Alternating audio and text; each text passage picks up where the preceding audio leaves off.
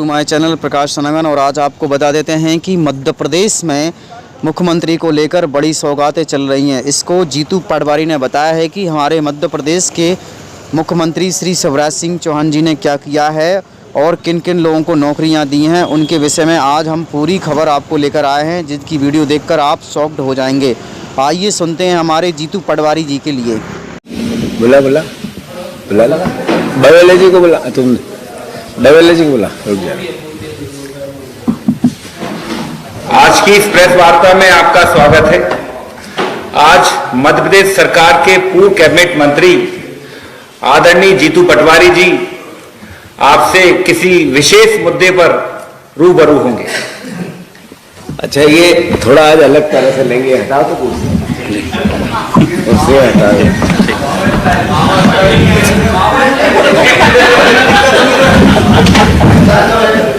हिलाओ डुलाओ, कैमरे मेहनत करो।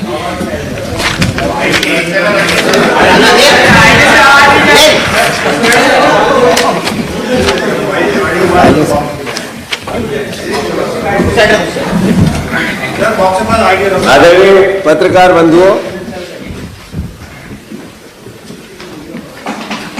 मध्य प्रदेश के हमारे 17 साल के मुख्यमंत्री और बीजेपी की हमारी 19 साल की 18 साल की सरकार।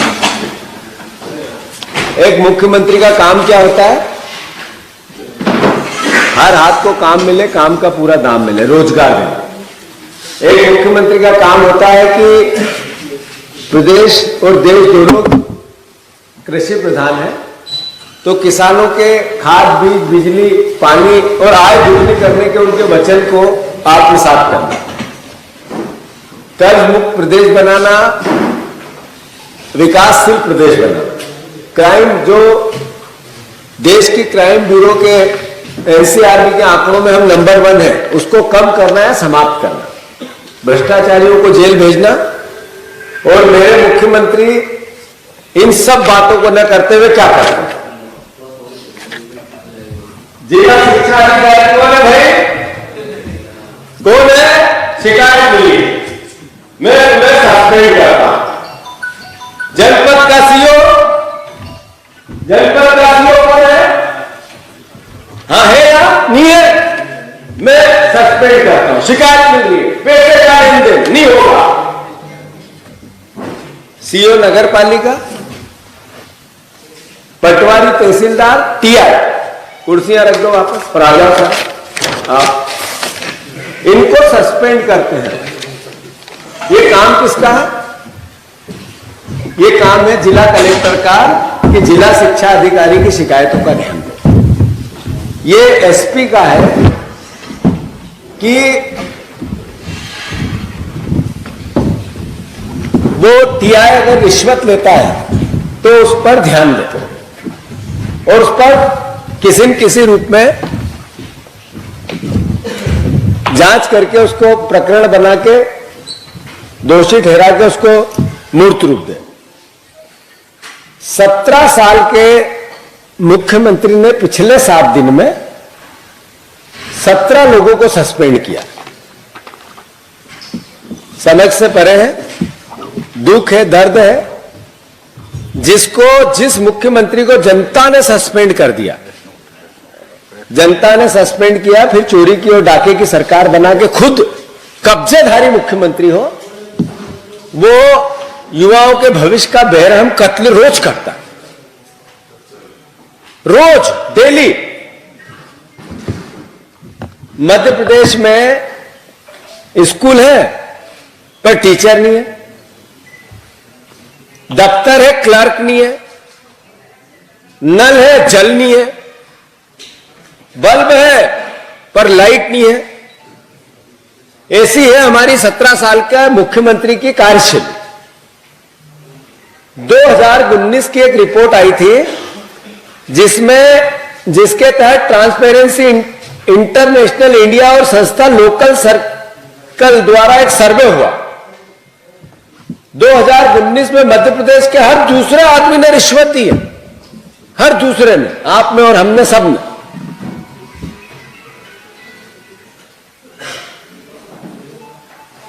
आंकड़ों के मुताबिक सबसे ज्यादा भ्रष्टाचारी अगर कोई देश में प्रदेश है तो मध्य प्रदेश है। देश के जितने भी सर्वे रिपोर्ट है सब में कहा गया। मुख्यमंत्री जी सिर्फ इतना बताएं कि भ्रष्टाचार के खिलाफ आप नायक क्यों बनना चाहते हैं? 17 साल से आपके खलनायक ही पूरा मध्य प्रदेश देख रहा है। एक दिन का नायक अनिल कपूर की नकल। मतलब क्यों आवश्यकता पड़ी एक मुख्यमंत्री को कि वो एक फिल्मी चेहरे की नकल करे? वो एक दिन का मुख्यमंत्री था, उस पर पूरी फिल्म बनी थी। आप 17 साल के मुख्यमंत्री हो, अब नायक बनने की कोशिश कर रहे हो। उसका मतलब बचे हुए गए हुए इतिहास आपका खलनायक का था। क्या दर्शाना चाहते हैं मुख्यमंत्री जी? एक सैंपल सर्वे 1,90,000 लोगों का किया गया मध्य प्रदेश में एक संस्था द्वारा, जिसमें पूछा कि सरकारी कार्यालयों में आपसे रिश्वत मांगी जाती है, तो 89% लोगों ने कहा हां। मुख्यमंत्री जी, आप नायक तो बनना चाहते हो, पर हो आप खलनायक। शर्म आनी चाहिए आपको। दुख होता है मुझे कि जिस मुख्यमंत्री को सस्पेंड कर दिया जनता ने, अब छोटे छोटे तृतीय श्रेणी के कर्मचारियों को सस्पेंड कर रहे हैं। तृतीय श्रेणी के कर्मचारियों,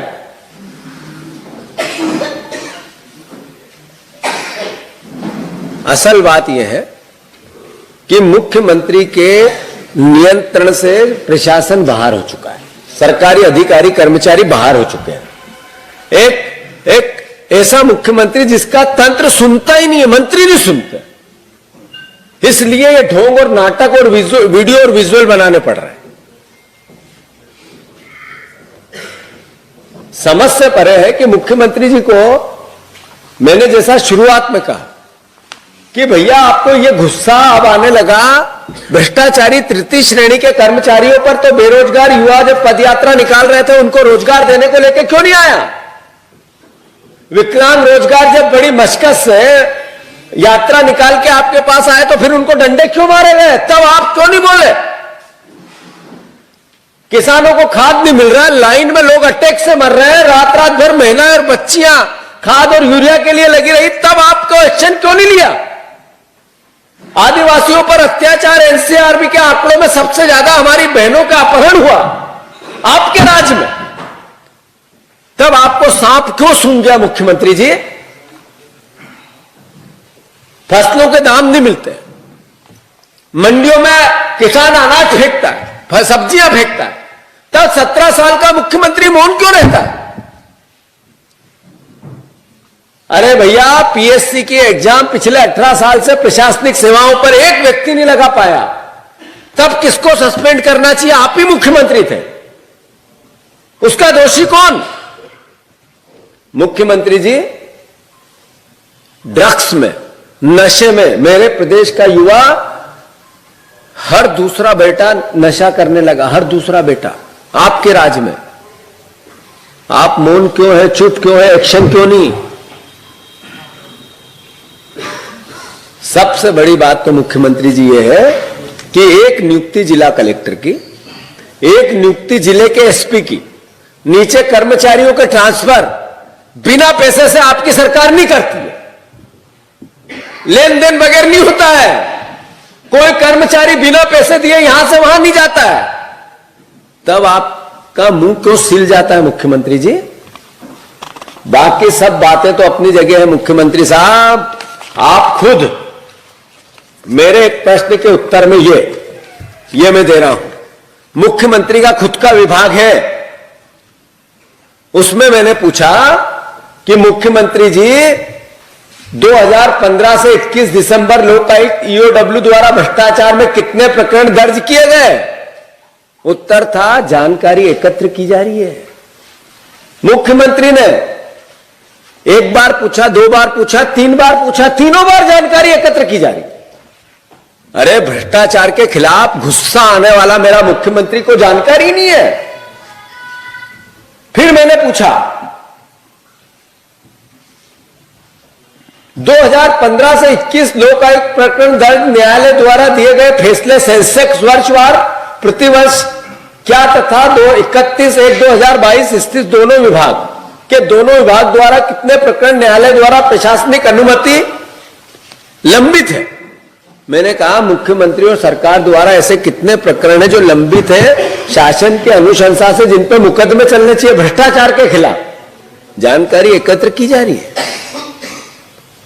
इनको पता ही नहीं कि प्रशासनिक सरकार ने कितने प्रकरण रोक रखे हैं जिसमें अनुमति न्यायालय को चाहिए मुकदमे चलाने की। जानकारी एकत्र की जा रही है। यह प्रश्न का उत्तर। यह भ्रष्टाचार के खिलाफ लड़ाई लड़ना चाहता है शिवराज जी। फिर मैंने पूछा, प्रदेश में भ्रष्टाचारी की ग्रोथ रेट काफी तेज है, यदि नहीं तो विभाग द्वारा भ्रष्टाचार कितने प्रकरण दर्ज किए। जानकारी एकत्र की जा रही है। जानकारी एकत्र की जा रही है। प्रकरण कितने दर्ज है ये पता ही नहीं मेरा मुख्यमंत्री। उन्हीं का विभाग है, वही देखते हैं इस विभाग को। फिर मैंने पूछा कि 15 से 21 तक सभी विभाग मिलकर आर्थिक अनियमितताओं लेकर विभागीय जांच कितने प्रकरण बनाए गए, इसमें से कितने कितने प्रकरण आरोपी दोष मुक्त हुए और कितने कितने पे जांच लंबित है और कितने कितने को दोषी ठहराया गया। जांच जानकारी एकत्र की जा रही है। हर चीज में जानकारी एकत्र। 10-10 बार एक एक प्रश्न के उत्तर पूछे हैं। मैंने ही पूछे हैं, रिकॉर्ड है, चेक करो। विधानसभा की प्रश्नोत्तरी की वेबसाइट पे जाओ। सवाल यह है कि लोक आयुक्त और ईओडब्ल्यू के विभागीय जांच द्वारा लंबित प्रकरणों का अगर कोई दोषी है तो सिर्फ शिवराज सिंह चौहान मुख्यमंत्री थे। वो कई लोग दोष मुक्त हो गए इसलिए कि शासन ने अनुमति नहीं दी मुकदमे चलाने की। और क्लर्क को सस्पेंड करते हो, सीओ को सस्पेंड करते हो, पटवारी को सस्पेंड करते हो, नाटक करते हो, चलते फिरते ड्रामा करते हो, एक दिन के नायक बनने की कोशिश करते हो। यह 17 साल का मुख्यमंत्री है। मैं पहले भी कह चुका हूं कि मेरे मुख्यमंत्री की सोच वृद्ध हो चुकी है, बूढ़ी हो चुकी है। तो जो बूढ़ी सोच का व्यक्ति है वो इस तरह की नाटक करता है। अरे भैया, आपका काम है नीतियां बनाओ कि मध्य प्रदेश सबसे ज्यादा कर्जदार हो गया, ये इसका कर्ज कैसे उतरे, उस पर जीरो हर वर्ष हर महीने कर्ज लेना। आपकी नीति है कि सबसे बड़ा बेरोजगार प्रदेश मेरा बन गया, उस पर नीति बनाओ, उस पर जीरो। आपका काम है कि किसान सबसे ज्यादा आत्महत्या मेरे प्रदेश में करते हैं, उस पर काम करें, उस पर जीरो। और नाटक करके लोगों को मूर्ख बनाना, प्रदेश को मूर्ख बनाना, गुमराह करना, यह आशा मुझे शिवराज सिंह जी से नहीं थी।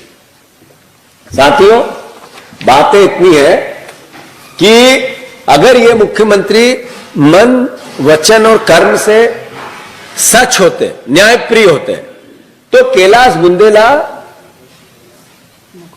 मकवाना 6 महीने में लोक आयुक्त में डीजी थे, 6 महीने में हटा दिया। क्यों?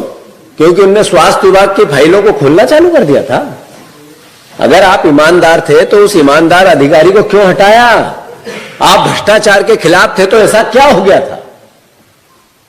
बातें जैसा मैंने कहा साथियों, 300 प्रकरण हैं जो शासन की अनुमति नहीं मिलने के कारण जिन पे न्यायालय में प्रकरण नहीं चल पा रहा है। 300 प्रकरण, छोटी मोटी घटना नहीं है ये। 300 प्रकरण। ये मुख्यमंत्री का झूठ, पाखंड, भ्रष्ट सोच और गुमराह करने की नीति स्पष्ट होती है इससे। ये मेरे पास दूसरे आंकड़े हैं। ये किस किस विभाग की कितनी कितनी शिकायतें। 250 आपराधिक प्रकरण दर्ज है। 2021 में 5024 शिकायतें प्राप्त हुई थी। 406 में जांच हेतु पंजीबद्ध कर दिए गए। जांची नहीं हुई, पंजीबद्ध। मतलब एक साल में 5000 शिकायतें मिली, जिसमें से 406 शिकायतें तो जांच की नहीं। और सबसे बड़ी बात कि ये मुख्यमंत्री जिस तरह की बात करते हैं, 200 प्रकरण टेप किया गया, 23 प्रकरण छापा मारा गया, 5 पद दुरुपयोग के 27 प्रकरण बने, 250 आपराधिक प्रकरण बने, 23 छापे प्रकरण जिसमें 62 करोड़ की संपत्ति को दर्शाया गया। ये ऐसे 5,000 प्रकरण थे, छोटे मोटी बात नहीं है। इसमें 5,000 प्रकरण एक साल 21 में, पिछले साल की बात कर। तो ये भ्रष्टाचार के खिलाफ जंग नहीं है, ये जंग है लोगों को गुमराह करने के लिए। ईओडब्ल्यू में 2021 में 51 प्रकरण पंजीबद्ध हुए, जिसमें 24 प्रकरण निराकरण किया गया, 283 शिकायतें पंजीबद्ध कर दी। अरे ये क्या रेशो है आपका भ्रष्टाचार के खिलाफ? आप 2021 में 51 आपराधिक प्रकरण बने, ईओडब्ल्यू ने बनाया, जिसमें से 44 प्रकरण निराकरण हुए और 283 पे आपने फाइलें बंद कर दी। ये है भ्रष्टाचार के खिलाफ आपकी जंग। जो काम आपको करना चाहिए वो तो कर नहीं रहे, और जो काम कलेक्टर को और एसपी को और वहां जिला अधिकारियों को करना चाहिए उसमें वाहवाही ले रहे हो। मैं मानता हूं कि ये जनता समझे देखे। साथियों, भ्रष्टाचार की बायर कैसी? एक करप्शन है आर्थिक, एक करप्शन है प्रशासनिक, एक करप्शन है सत्ता को लूट का। पर इन सब करप्शन से बड़ा करप्शन जो किसी को नहीं करना चाहिए, किसी की हत्या करो उससे भी बड़ा अपराध है ये, कि पीएससी की एग्जाम होनी है। पीएससी की एग्जाम 2018 से एक भी राज्य का प्रशासनिक अधिकारी हम नहीं बना पाए। फिर जो एग्जाम हुई वो चाहे व्यापम के माध्यम से हुई, चाहे पीएससी के माध्यम से हुई या अन्य सोर्स से हुई, सब में पेपर लीक, सब में। एक परीक्षा ऐसी जो बिना विवाद से निपट जाए। अभी नर्सिंग की स्त्री रोग विशेषज्ञ के रिजल्ट पीएससी के निकले। कैसे संभव है कि एसटी, एससी, ओबीसी इस वर्ग को जो एवरेज नंबर मिले वो 50 के अंदर मिले इंटरव्यू में, और जो अपर कास्ट को या जो अनारक्षित वर्ग को जो नंबर मिले वो 80 के आसपास मिले? ये न्याय है? ये न्याय है क्या? मैं विरोध में नहीं हूं, मैं प्रक्रिया पे प्रश्न चिन्ह लगा रहा हूं। मैंने ट्वीट भी किया, मैंने राज्यपाल को चिट्ठी भी लिखी। ये चिट्ठी, वो चिट्ठी होगी उसमें दो, ये चिट्ठी है, ये चिट्ठी लिखी कि ये हो क्या रहा है। आप एक एग्जाम कराते हो, ये पीएससी के बच्चे आए ना, आ जाओ सब ऊपर, बुलाओ उनको सबको, आप आओ, सारे आ जाओ, आ जाओ, सब खड़े हो जाओ। हाँ, बिठाओ सबको। मैं आपसे सिर्फ इतना कहना चाहता हूं, चेयर ले आओ। शिवराज सिंह ने अपने 15 माह में बैठो सब जने, बैठो, इधर बैठो, 2-3 जने बैठ जाओ, बाकी खड़े हो जाओ। आ जाओ बेटा, आ जाओ, डरो मत, बैठो। ये बच्चे डरते भी हैं कि कहीं हमारा चेहरा नहीं चला जाए इंटरव्यू। आ जाओ बेटे, आ जाओ बेटा, आप पीछे आ जाओ, मैडम को बैठने। हाँ, बैठ जाओ बेटा, तुम दोनों यहाँ खड़े हो जाओ तीनों। ये बच्चे डरते भी हैं और डरना स्वाभाविक भी है।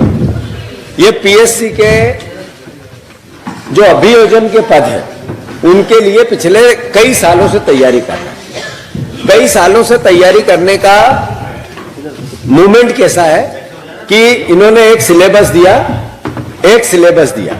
उस सिलेबस से तैयारी की। एक बार एग्जाम डिक्लेयर हुई, उसकी तैयारियां हुई, निरस्त हो गई, पद बढ़ा दिए गए, दूसरी एग्जाम, उसी एग्जाम की दूसरी डेट जारी कर दी गई, फिर दूसरी एग्जाम हुई की तारीख दी गई, फिर पद बढ़ाए गए, एग्जाम निरस्त, अगली डेट दी गई, फिर तीसरी बार ऐसा ही हुआ, चौथी बार ऐसा ही हुआ, और अंतोगत्वा सिलेबस बदल दिया गया। तो जो ये पिछले समय से कई सालों से तैयारी कर रहे थे जिस सिलेबस की, वो नया सिलेबस से अब एग्जाम देनी है उसको। ये न्याय है, ये नीति है, या ये करप्शन करने का है, अपने विचार के लोगों को फंसाने की ये साजिश है? ये हमारे विचार के लोग पदों पे आए, नौकरियां पाए, ये उसकी साजिश नहीं दिखती? क्या कारण थे कि 4-4 बार एग्जाम निरस्त की? क्या कारण था सिलेबस बदला गया? मैंने जैसे अभी कहा कि एक एग्जाम हुई स्त्री रोग विशेषज्ञ की, जिसमें एक वर्ग के लोगों को 50 के अंदर नंबर इंटरव्यू में, और एक वर्ग के लोगों को 50 से ऊपर, 80 के आसपास नंबर, एक जैसे। क्यों? ये भ्रष्टाचार नहीं है, ये भविष्य के साथ अन्याय नहीं है, ये आर्थिक करप्शन से बड़ा करप्शन नहीं है, एक हत्या से बड़ा अपराध नहीं है, तो क्या है? मैं मानता हूं कि ये भावना मध्य प्रदेश के मुख्यमंत्री की, इनकी सरकार की, इनके तंत्र की, कि सिर्फ हमारे विचार के लोगों को नौकरी मिले, मेरे रिश्तेदार को मिले, मेरे परिवार को मिले, बीजेपी के कार्यकर्ता को मिले, ये देश बनाने की बात नहीं है, ये देश तोड़ने की बात है। अब आप देखो, ये ईमानदार मुख्यमंत्री जो रोज वीडियो विजुअल देते हैं, इनके सिग्नेचर से, खुद के सिग्नेचर से एक विश्वविद्यालय में नौकरियां लगी असिस्टेंट प्रोफेसर की। किसकी लगी? विधानसभा अध्यक्ष के रिश्तेदार की, उच्च शिक्षा मंत्री के रिश्तेदार की, बीजेपी के कार्यकर्ताओं की, अधिकारियों के रिश्तेदारों की। आपने देखी, आप लोगों ने सबने करा था, मैंने ट्वीट भी किया था। तो ये न्याय है? आम आदमी के, आम परिवार के लिए जगह ही नहीं इस मध्य प्रदेश में। जो मध्य प्रदेश के युवा साथियों से मैं अनुरोध करना चाहता हूं कि दोस्तों, ये विचार की बात नहीं है। ये आपके परिवार में जब आपसे प्रश्न पूछे जाते हैं कि आपकी कब नौकरी लगेगी, तो आपके माता पिता जब खून के आंसू रोते हैं तो आपको विचार आता है, नहीं आता है? 20 साल से जो मुख्यमंत्री, जो सरकार है, उसने गुमराह कर करके आपको बेरोजगार कर रखा है, बेरोजगार कर रखा है। तो अगर इनसे आपको निजात पाना है और इनको, इनकी गलतियों की सजा देनी है, या इन लोगों को सबक सिखाना है, तो आप एकजुट हो जाओ। पहला धर्म है बीजेपी को हराओ। इसके अलावा आप कोई चारा नहीं बचा है, इसके अलावा कोई इलाज नहीं बचा है। एक ही भाव, सबसे पहले बीजेपी सत्ता से दूर हो। एक बार आपने हराया था, मैं स्वीकार करता हूं इस बात को, पर इन्होंने सत्ता को लूट लिया है। अब इतने बड़े मार्जिन से हराओ कि ये सत्ता के आसपास भी नहीं भटक पाए, तब इनकी अक्कल ठिकाने दूसरे राज्यों में आएगी, देश में आएगी। प्रधानमंत्री भी इससे खूब में आएंगे, अन्यथा ये ऐसा ही आपके भविष्य के साथ बलात्कार करते रहेंगे, करते रहे हैं। हमारी बेटियों को, हमारे बेटों को, हमारे भविष्य को कई लोगों को ओवरएज कर दिया इन्होंने। यही सरकार थी, यही तंत्र था, यही शिवराज सिंह है। तो आप लोगों से मेरी प्रार्थना है कि एक उद्देश्य बनाओ, आपका और प्रदेश का भविष्य बनाना है, तो बीजेपी को हराओ। मैं अंत में हमारे परिवार के साथियों से अनुरोध करना चाहता हूं कि आप भी अपनी बात कहें। ये पीएससी के अभ्यर्थी है, परीक्षार्थी है, ये अपनी बात कहें। आप मैं यहाँ पर कुछ बातें बताना चाहूँगा और साथ में ये भी बताना चाहूँगा, मैं शुक्री का सेक्रेटरी सचिव हूँ। मेरा पीएससी से एक ये अनुरोध था कि आप जो हमारा ये एग्जाम कंडक्ट करा रहे हैं, एक तो ये वैकेंसी 6 साल बाद आई, आपने 2016 में इंटरव्यू कराया था, उसके बाद आपने ये जगह 2019 में निकाली, उसके बाद कोरोना आ गया, उसके बाद ये वैकेंसी भरती नहीं। दूसरी चीज इसमें क्या हुआ, उस ड्यूरेशन में कुछ लोग ओवरेज हुए। ओवरेज होने के बाद माननीय मुख्यमंत्री जी ने यह कहा कि हम उन लोगों को लेंगे, लेकिन ये विज्ञप्ति निकल चुकी थी, उन लोगों को नहीं लिया गया, वो लोग रोक के गए। दूसरी गलती इस एग्जाम में फिर ये हुई कि हमारा सिलेबस जिसकी हम लोग तैयारी कर रहे थे वो एकदम चेंज किया गया। 6 सब्जेक्ट हटाकर नए 10 सब्जेक्ट जोड़े गए, लेकिन उनके लिए, उन तैयारी करने के लिए उतने महीने हमको नहीं दिए गए। इसके लिए भी कुछ अभ्यर्थी रिट में गए। हमने हर जिले स्तर पर, हमारी अभिभाषक संघ ने और पूरे छात्र स्टूडेंट ने राज्यपाल के नाम ज्ञापन दिया कि जो ये हो रहा है सरासर गलत हो रहा है। उसके पीछे 2 कारण थे। पहला कारण ये था कि जब उनने बोला कि हम 18 दिसंबर को एग्जाम कराएंगे, तो उन्होंने एक नोट लगाकर ये बोला कि ये जो हम नोट लगाकर दे रहे हैं कि आपका जो एग्जाम होगा वो रिट के अध्ययन नहीं होगा। ऐसा 2019 में भी हुआ। 2019 का एग्जाम पीएससी ने कंडक्ट कराया। कंडक्ट कराने के बाद उसका मेंस करा लिया गया और मेंस कराने के बाद वो रिजल्ट रद्द हो गया। अब वो दोबारा अभ्यर्थी को वो मेंस देना पड़ रहा है। भाई, तो हम भी तो यही कह रहे हैं, ऐसा पेपर आप क्यों करा रहे हो जो 2 महीने बाद जिसका अस्तित्व ही नहीं रहना है। अगर रिट याचिकाकर्ताओं के फेवर में हो गई, मान के चलिए जो पेपर हो गया, बच्चे सिलेक्ट हो गए और पेपर रद्द हो गया, तो उन पर क्या बीतेगी। तो हमारा बस यही अनुरोध है कि रिट फाइनल हो जाए, पेपर करा लेना। हम पेपर कराने से नहीं रोक रहे, हम कह रहे हैं रिट फाइनल हो जाए। हाईकोर्ट पूरी रिट को एक बार सुन ले, फाइनल हो जाए, आप पेपर करा लें। लेकिन ऐसा अन्याय बच्चों के साथ, भविष्य के साथ ना हो, हम यही चाहते हैं। और हम यहाँ पर कांग्रेस पार्टी का भी बहुत बहुत आभार करते हैं जिन्होंने हमारी आवाज उठाई है। कुछ कहना चाहते हैं। अभी आज अगर जैसा कि अभी भैया ने बताया और भैया ने सारी जो भी समस्याएं आपके सामने अवगत करवा दी है, इसी क्रम में हम सभी जो यूपीएससी के एग्जाम के लिए अभ्यर्थी लगभग 30 से 35,000 प्रदेश के अभ्यर्थी है, उन 30 से 35,000 अभ्यर्थियों में से हमने सबसे कोऑर्डिनेट किया और कोऑर्डिनेट करने के बाद हम लोगों ने ये निर्णय लिया कि इस एग्जाम को स्थगित कराने के लिए हम लोग सबसे पहले अपने जिला स्तर पर कलेक्टर और राज्यपाल के नाम से ज्ञापन देंगे।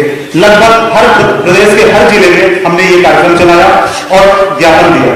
उसी क्रम में हमारे कुछ साथीगण जो कि दतिया में, ग्वालियर में, भोपाल में आदरणीय गृहमंत्री जी को ज्ञापन दिया और इसी क्रम में हमने स्वयं जाकर के आदरणीय मुख्यमंत्री जी को इंदौर में 8 अगस्त को एयरपोर्ट में हमने ज्ञापन दिया, जिस पर मुख्यमंत्री जी ने हमें आश्वासन दिया कि निश्चित ही हम आपकी मदद करेंगे। लेकिन वो ज्ञापन देने के बाद परिणाम क्या निकला कि 2 तारीख को एक और नोटिफिकेशन पीएससी का आता है और कहा जाता है कि आपके एग्जाम तो निश्चित डेट पर ही होंगे, लेकिन जो भी एग्जाम होंगे वो हाईकोर्ट के निर्णय के अधीन होंगे।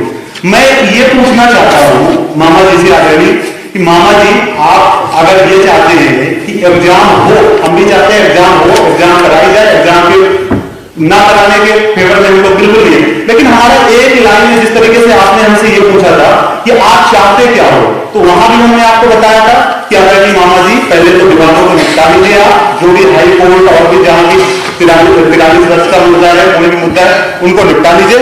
उसके बाद आप जैसा चाहें, जिस तरीके से चाहें एग्जाम करा लो। हाई कोर्ट को मैं आपको निर्णय कोट करना चाहूंगा। हाई कोर्ट ने इस मुद्दे पर, इस वैकेंसी के संबंध में निर्णय दिया।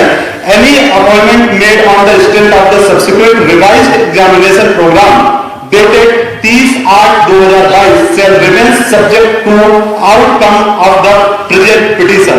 मतलब ये हुआ कि इसका जो आउटकम पिटीशन का आएगा, अगर याचिकाकर्ता जीत जाता है तो इस वैकेंसी का अस्तित्व कुछ भी नहीं रह जाएगा। ये एक तरीके से आयु की वैकेंसी होगी या तो इसका कोई आयु ही नहीं होगा और बच्चा मानसिक रूप से परेशान होता रहेगा।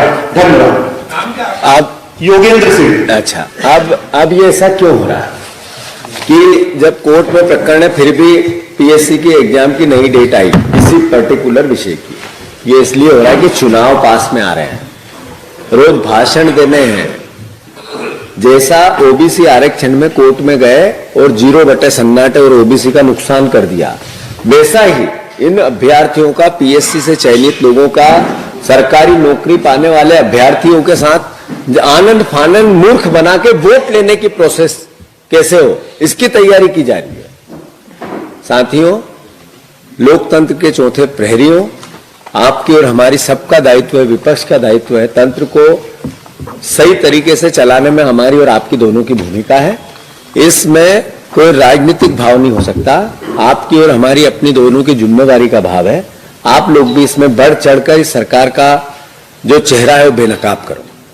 और मेरी जो बात है, भावना है, पार्टी की जो हमारी भावना है, वो मध्य प्रदेश के युवाओं के साथ न्याय दिलाने की भावना है, न कि रोष और गुस्से में आके हमारा राजनीतिक हित साधने की भावना है।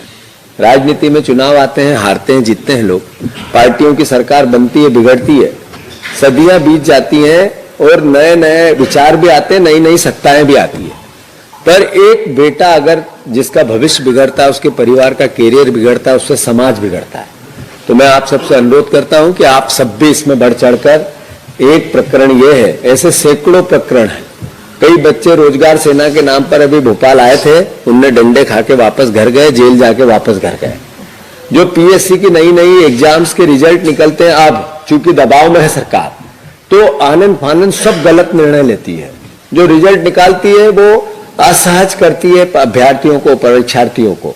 कुछ तो भी रिजल्ट निकलने लगे हैं।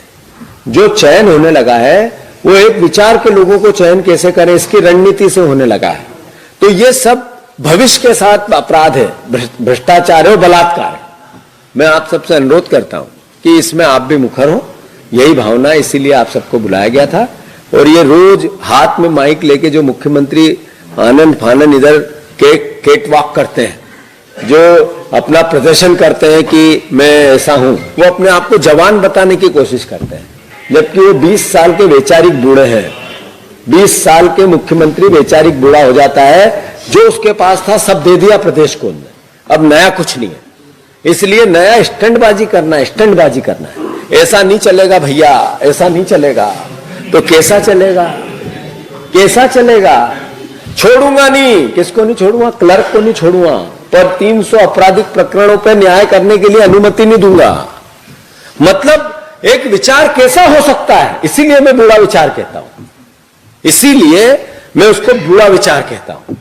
तो कृपया करके इससे, इन भावनाओं से मेरा मुख्यमंत्री जी का अपमान करना नहीं है। मैं उनको समझाना चाहता हूं कि मुख्यमंत्री जी, सही मायने में मध्य प्रदेश को कुछ डिलीवर करो। आपने बहुत पा लिया इससे, तो कृपा करो इस प्रदेश पे। धन्यवाद।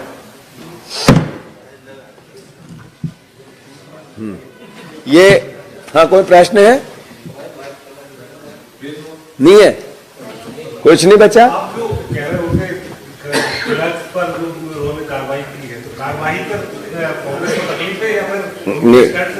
मुझे न उनके स्टैंड से तकलीफ है, न कार्रवाई से तकलीफ है। मैं सवाल है कि 300 प्रकरण आपने लंबित क्यों रखे हुए हैं? ये भी तो भ्रष्टाचार के ही है। जब आप एक क्लर्क को हटाते हो, अच्छी बात है। जो काम क्लर्क को हटाने का उस विभाग के मुखिया का है, कलेक्टर का है, डीएम का है, वो काम आप करते हो। पर ये काम जो आपका, आप क्यों नहीं करते? ये तो न्याय नहीं है। ये विषय है।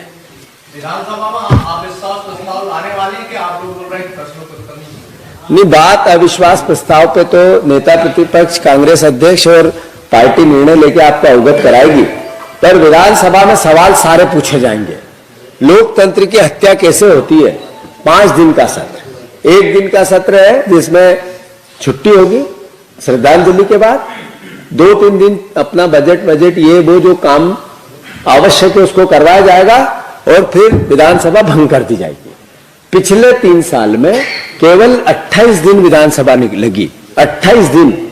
ये देश में सबसे ज्यादा कुप्रबंध विधानसभा के स्तर पर जो होता है, इसमें मैं दोषी सरकार के साथ साथ विधानसभा के तंत्र को भी मानता हूं। विधानसभा अध्यक्ष को भी ध्यान देना चाहिए कि विधायकों की ताकत विधानसभा होती है। जब आप उसमें पहल नहीं करेंगे, उनकी ताकत को देंगे नहीं, तो फिर सदन के मुखिया कैसे? आप सदन के मुखिया हैं तो सत्र बड़ा क्यों नहीं? विधायकों की बातें क्यों नहीं? उनके सवालों का उत्तर क्यों नहीं? क्यों नहीं मध्य प्रदेश के हितों की रक्षा कर पा रहे हैं आप सदन के अंदर? तो ये प्रश्न तो विधानसभा अध्यक्ष पे भी बनता है, उन पर भी प्रश्न खड़ा होता है। पटवारी जी, आपने कहा कि सीएम से जो रिलेटेड मंत्री है उससे आपने क्वेरी की तो आपको जवाब नहीं मिला, कई बार आपने की।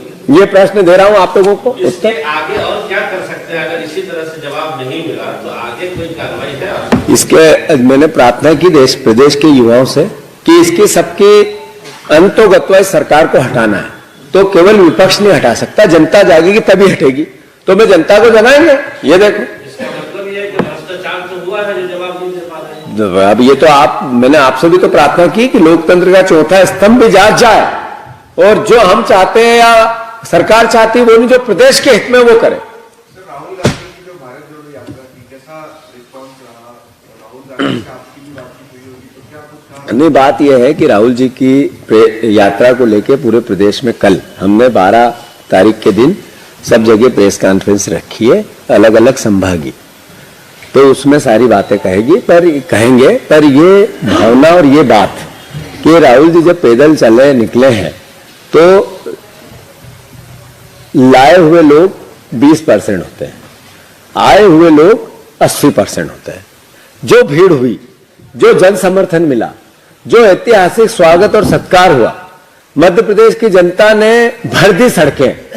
ये इसलिए हुआ कि जो राहुल जी बातें उठाते हैं, सवाल पूछते हैं, सरकार से जवाब मांगते हैं, उनका समर्थन कर रही है मध्य प्रदेश की और देश की जनता। वो प्रेम की बात करते हैं, प्यार की बात करते हैं, नफरत रहित देश बनाने की बात करते हैं। तो ये आम जनता को पसंद आने लगा है। भगवान कृष्ण, राम, पैगंबर, गौतम बुद्ध, महावीर, भगवान महावीर, गुरु नानक देव, सब ने एक ही पाठ पढ़ाया कि मानवीय अवधारणाओं को जीते हुए समाज की रचना करना। वो जब बात जनता से होने लगी तो नफरत के लोग डरने लगे, बीजेपी डरने लगी। ये जो घड़ा फैलाकर राज करना चाहते हैं, इन लोगों की परेशानी आ रही है। तो मैं समझता हूं राहुल जी की यात्रा का सकारात्मक संदेश पूरे देश में जा रहा है। आपके और हमारे बीच में भी आ रहा है। आप भी जब आपस में बात करते हो तो राहुल जी के लिए जो 20,000 करोड़ रुपए लगा के उनके व्यक्तित्व को खराब करने की कोशिश की थी, उसका उत्तर मिल रहा है इस यात्रा से। तो मैं मानता हूं सब सकारात्मक है, आगे और होगा।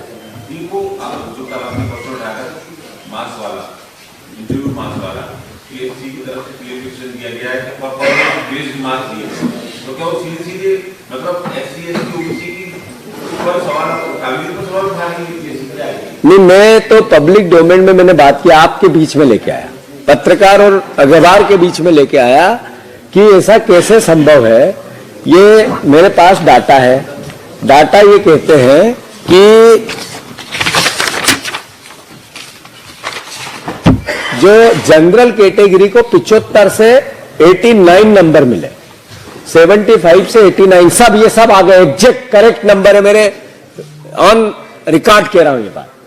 ओबीसी को 38 से 55 नंबर मिले, एससी को 34 से 49 नंबर, 49 नंबर मिले 34 से, और एसटी को 32 से 32 से 45 तक मिले, 32 से 45। ये कैसे संभव है कि क्या एसटी एससी ओबीसी के लोगों में जनरल जो उनका इंटरव्यू हुआ, उनकी जो व्यक्तित्व था वो खराबी था? 1 का हो जाए, 2 का हो जाए, 4 का हो जाए, 25 का हो जाए, सो सबका। तो ये सवाल है, और ये सवाल मैंने ऑन रिकॉर्ड कहा है, ट्वीट किया है। मेरे से आज तक किसी ने बात नहीं की। अगर मैं गलत होता तो मेरे पे एफआईआर होनी चाहिए।